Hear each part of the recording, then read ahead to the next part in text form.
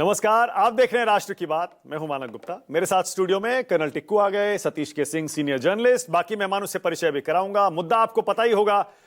मुद्दा आज यह है, क्या मिडिल ईस्ट की वॉर में, मध्य पूर्व के युद्ध में भारत उलझता जा रहा है क्या? हालांकि आपको पता है, भारत सरकार ने बहुत सोच समझकर अभी तक ईरान और इजराइल यूएस के युद्ध में जो कुछ हुआ है उस पर एक स्टैंड लिया है। या बहुत सारे ऐसे मुद्दे हैं जिन पर स्टैंड नहीं लिया है। अब हिंदुस्तान की सरकार बहुत सारी चीजों को ध्यान में रखकर आगे बढ़ रही है, लेकिन कांग्रेस पार्टी कह रही है कि भारत की सरकार, बीजेपी की, नरेंद्र मोदी की सरकार पूरी तरह इजराइल के पक्ष में झुक गई है, अमेरिका की पिछलग्गू बन गई है। चाहे वो ईरान के सुप्रीम लीडर खामनेई की हत्या के बाद भारत का कोई संदेश न देना हो, या फिर उसके बाद भी।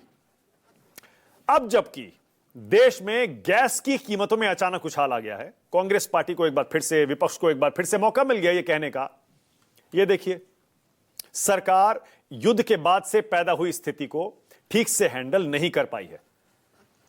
अब सरकार की तरफ से भी जवाब आया है। जवाब सरकार का क्या है वो थोड़ी देर में बताऊंगा। पहले आपको बता देता हूं कैसे आज घरेलू गैस सिलेंडर के दाम 60 रुपए और कमर्शियल सिलेंडर के दाम 115 रुपए अचानक सरकार ने बढ़ा दिए, या सरकार को बढ़ाने पड़े।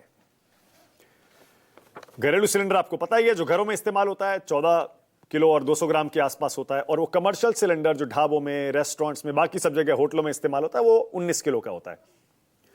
अब दिल्ली में दाम बढ़ने के बाद क्या दाम हो गए सिलेंडर के, जरा वो भी देख लीजिए। घरेलू सिलेंडर के दाम पहले दिल्ली में 853 रुपए थे, अब बढ़ने के बाद 913, और कमर्शियल सिलेंडर दिल्ली में पहले था 1768 रुपए का, अब यह हो जाएगा 1883 रुपए का। तो ये दाम अचानक जब से बढ़े हैं, देश में एक बार फिर से विपक्षी दलों को मौका मिल गया सरकार को घेरने का। सरकार बार बार, और ये फैक्ट भी है जो तथ्यों में सामने आया, आंकड़ों में सामने आया, कि महंगाई की दर नियंत्रण में रही है, लेकिन अब इस महंगाई को, एलपीजी के बढ़े दाम को विपक्ष कह रहा है सरकार की नाकामी है। पहले, सबसे पहले देखिए कांग्रेस के अध्यक्ष मल्लिकार्जुन खड़गे एक्स पर क्या पोस्ट कर रहे हैं, जरा देखिए। खड़गे जी एक्स पर लिखते हैं, घरेलू एलपीजी सिलेंडर में 60 रुपए का इजाफा, कमर्शियल एलपीजी में कमाया 115 का मुनाफा, पहले कम अंतरराष्ट्रीय दामों का लाभ जनता से छीना, अब महंगाई के बोझ से जनता का निकाला पसीना, जंग होने पर सब चंगासी वाली दावेबाज मोदी सरकार, पर्याप्त तेल, गैस, फर्टिलाइजर मुहैया कराने में लाचार।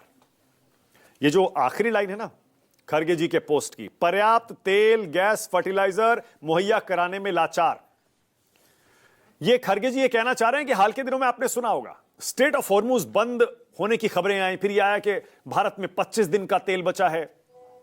कई जगह देश के अलग अलग हिस्सों से खबरें आई कि लोगों ने तेल के बड़े बड़े ड्रम पेट्रोल पंपों पर जाकर भरवाने शुरू कर दिए कि कहीं कमी ना हो जाए। इसीलिए सरकार की तरफ से सफाई आई है, ऐसा कुछ नहीं है।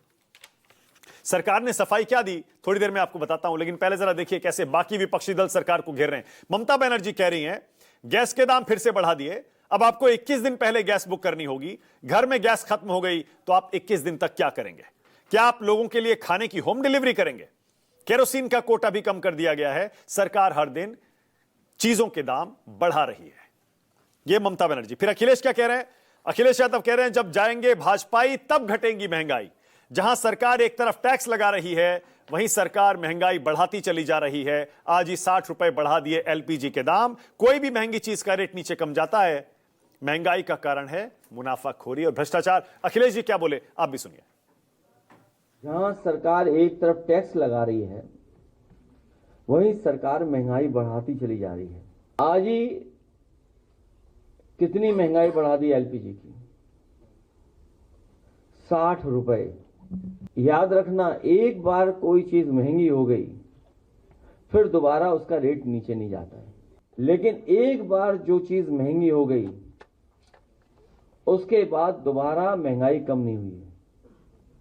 और महंगाई का कारण है मुनाफाखोरी, और महंगाई का कारण है भ्रष्टाचार। अब सरकार की तरफ से जो जानकारी सामने आई है वो भी जरा जल्दी से आपको बता देते हैं। सरकार ने कोशिश यही की है कि मीडिया में, सोशल मीडिया में, आम जनता में संदेश दिया जा सके कि देश में तेल की, गैस की कोई कमी नहीं है और होने भी नहीं वाली है, क्योंकि हमारी सप्लाई चेन, सारी सप्लाई लाइंस पूरी तरह से सुरक्षित हैं। सरकार की तरफ से बताया गया देश में कच्चे तेल का जो भंडार है वो 25 दिन का है, रिफाइंड उत्पाद 25 दिन का है, और कुल मिलाकर बफर स्टॉक 7 से 8 हफ्ते का है, यानी करीब 2 महीने का। कच्चा जो तेल है उसका कितने आंकड़े हैं जरा वो और देख लीजिए। 250 मिलियन बैरल से भी ज्यादा कच्चा तेल है, और रिफाइंड मिलाकर, ये दोनों मिलाकर 250 मिलियन बैरल से ज्यादा है, जो कि 4000 करोड़ लीटर हो जाता है। और ये आंकड़े सरकार इसलिए बता रही है ताकि कहीं भी स्पेक्यूलेशन को बढ़ावा ना मिले, अटकलों को बढ़ावा ना मिले। फिर सरकार यह भी कहती है कि हमारे देश में तेल का आयात अब 40 देशों से हो रहा है। यह सारा का सारा स्ट्रेट ऑफ हॉर्मुज पर डिपेंडेंट नहीं है, निर्भर नहीं है, क्योंकि खबरें आ रही है स्ट्रेट ऑफ हॉर्मुज को ईरान बंद कर रहा है, कभी कहता है कि वो सिर्फ इजराइल और यूएस के लिए बंद कर रहा है। तो ये इन सारी अटकलों के बीच सरकार का कहना है 40 देशों से आयात हो रहा है। स्ट्रेट ऑफ हॉर्मुज बंद होने से भी ज्यादा फर्क नहीं पड़ेगा। हमारी रिफाइनिंग क्षमता जो है वो 258 MMTPA की है, जबकि घरेलू खपत 210 से 230 MMTPA की है, यानी खपत से ज्यादा हमारी क्षमता है। फिर दामों को लेकर भी सरकार एक स्पष्टीकरण दे रही है। वो ये कह रही है पिछले 4 साल में पेट्रोल की कीमत में -0.67% का बदलाव आया है, यानी 4 साल में दाम कम हुए, और डीजल में भी सिर्फ +1.15% की बढ़ोतरी हुई है। अब यह तो हुई तेल के दाम की बात, क्योंकि युद्ध का सीधा असर ऐसा लग रहा है सबसे पहले तेल के दामों पर पड़ रहा है और भारत पर पड़ रहा है। लेकिन एक और हाल के 4-5 दिनों में डेवलपमेंट हुआ, जिसको लेकर न सिर्फ भारत बल्कि हमारा पड़ोसी देश श्रीलंका भी फंसा हुआ महसूस कर रहा है, और सरकार को कांग्रेस पार्टी इस मुद्दे पर भी घेर रही है। वो क्या मुद्दा है जरा वो भी देख लीजिए। अब आपने हाल में देखा होगा, हिंदुस्तान से लौट रहे एक ईरानी जहाज को अमेरिका ने घर लौटते समय बीच में उड़ा दिया। अब पता यह चला कि कुल 3 जहाज थे जो कि यहां विशाखापट्टनम में मिलिट्री एक्सरसाइज में हिस्सा लेने आए थे। 3 जहाज थे ईरान के। एक जब लौट रहा था उसे यूएस के जहाज ने, यूएस की सबमरीन ने उड़ा दिया। दूसरा जहाज इस समय केरल में डॉक है, कोच्चि में, वहां के पोर्ट पर, वहां उसे शरण लेनी पड़ी है। और तीसरा जहाज उसे श्रीलंका में रुकना पड़ा है। तो ये तीनों के तीनों हिंदुस्तान आए थे, हमारे मेहमान थे। विशाखापट्टनम में एक बड़ी मिलिट्री एक्सरसाइज हुई थी, वहां हिस्सा लेने के बाद वापस जा रहे थे। तो एक को यूएस ने उड़ा दिया, एक ने केरल में शरण ले ली, एक ने श्रीलंका में शरण ले ली। अब कांग्रेस पार्टी और विपक्ष सरकार को इस मुद्दे पर भी घेर रहा है कि इस पर तो कुछ बोलिए सरकार। हमारे मेहमान ईरान के जंगी जहाज को यहां से लौटते हुए रास्ते में यूएस ने उड़ा दिया और सरकार कुछ नहीं बोल रही। अब इसके आगे यह भी आप जान लीजिए जरा। 4 मार्च को ये जो पहला जहाज यूएस ने उड़ाया, ये 4 मार्च को उड़ाया और इसका नाम था आइरिस डेना। श्रीलंका से 40 नॉटिकल माइल दूर यूएस की पनडुब्बी से, टॉर्पीडो से इसे उड़ाया गया था। इसमें 100 ईरानी सैनिक मारे गए थे, जिसमें से 32 श्रीलंका ने बचा लिए, रेस्क्यू कर लिए, और 87 लाशें अब तक श्रीलंका बरामद कर चुका है। अब देखते हैं कि दूसरे तीसरे जहाज का क्या होता है, क्योंकि जैसा मैंने पहले बताया, आइरिस बुशेहर है दूसरा जहाज ईरान का जिसने श्रीलंका में शरण ले ली है। दरअसल ईरान ने श्रीलंका सरकार से मदद मांगी थी, जिसके बाद आइरिश बुशेहर को श्रीलंका में शरण लेनी पड़ी, और उसमें जो 204 नौसैनिक सवार थे वो भी श्रीलंका में इस समय मौजूद हैं। और आइरिस लवन, जो कि ईरान का तीसरा जहाज है, उसने भी भारत से मदद मांगी, और वो जहाज इस समय केरल के कोच्चि पोर्ट पर डॉक है। 183 नौसैनिक उसमें सवार थे, जिन्हें केरल में रुकवाया गया है। तो देख रहे हैं आप कैसे ना चाहते हुए भी भारत और श्रीलंका इस युद्ध का एक तरह से हिस्सा बन गए। अब एक और अपडेट आपको बता दूं, पिछले कई दिनों से आप देख रहे थे, बल्कि कुछ हफ्तों से आप देख रहे थे, कांग्रेस पार्टी केंद्र सरकार से अपील कर रही थी, सरकार को कटघरे में खड़ा कर रही थी। खामने की हत्या पर सरकार कुछ क्यों नहीं कहती।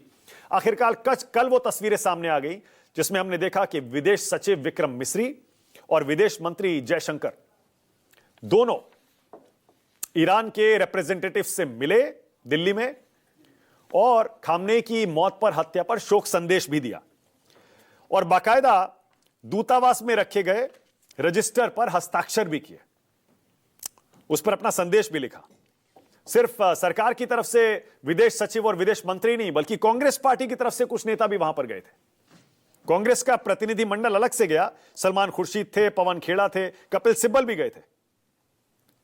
तो ये तस्वीरें ये देखिए, ऐसा लग रहा है कांग्रेस पार्टी के दबाव के बाद, विरोध के बाद और बाकी चीजों को ध्यान में रखते हुए भी सरकार ने, ऐसा लगता है, ईरान खामनेई की हत्या, उस पर थोड़ा सा अपना रुख भी नरम किया है।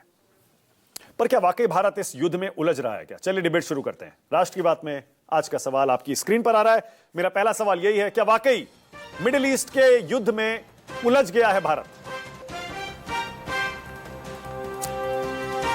और दूसरा, ईरान की भारत नीति से कांग्रेस आखिर क्यों नाराज है?